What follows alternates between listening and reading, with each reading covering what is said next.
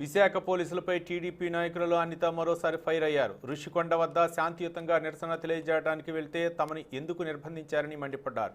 పోలీసులు ప్రతిపక్ష నాయకుల దగ్గర కాపలా కాస్తే క్రైమ్ రేటు ఎందుకు తగ్గుతుందని ప్రశ్నించారు. నగరంలో క్రైమ్ రేట్ పెరుగుతోందన్న ఆమె ఋషికొండ వద్ద ఏమీ జరగకపోతే ఎందుకు భయపడుతున్నారని నిలదీశారు. పోలీస్ స్టేషన్లో అరెస్టులు, రకరకాల నిర్బంధాలు చేయటం ఎందుకని ఆమె ప్రశ్నించారు.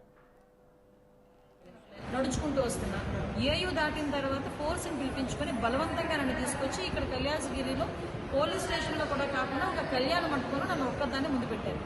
ఆ 1 గంటన్నర 2 గంటల తర్వాత మిగతా వాళ్ళు ఇక్కడ తీసుకొచ్చారు. పోలీసులు అందరూ ఉన్నారు. ఓకే, నేను పోలీస్ వ్యవస్థ గురించి మాట్లాడాలంటే చాలా అనిపిస్తుంది. పోలీస్ వ్యవస్థను చూస్తా ఉంటాను. ఎందుకంటే వాళ్ళు నేమ్ ప్లేట్లు కూడా తీసుకుని ఈరోజు ఉద్యోగాలు చేసుకోవాల్సిన దుస్థితి ఈరోజు ఏర్పడింది. నేను ఒకటే కోరుకుంటున్నా, ఈరోజు మమ్మల్ని ఎంతమందిని అరెస్ట్ చేస్తే అంత తప్పులు జరిగినాయి అన్న సంగతి ప్రజలకి ఇంటిమేషన్. ఎందుకంటే మీకు నిజంగా చిత్తశుద్ధి ఉంది, మమ్మల్ని రుచుకొని వెళ్ళండి, మీరు రండి, చూపించండి, ఏమి జరగలేదు చూపించండి మాకు. అది లేకుండా ఈరోజు మీరు ఆల్ ఆఫ్ సడన్ తీసుకొచ్చి మమ్మల్ని తీసుకొచ్చి అరెస్టులు చేసేసి, హౌస్ అరెస్టులు చేసేసి, ఎక్కడికి వెళ్తే అక్కడ మా వెంబడబడి దేనికి? ఈరోజు పోలీసులు మా మీద పెట్టిన దృష్టిలో 50%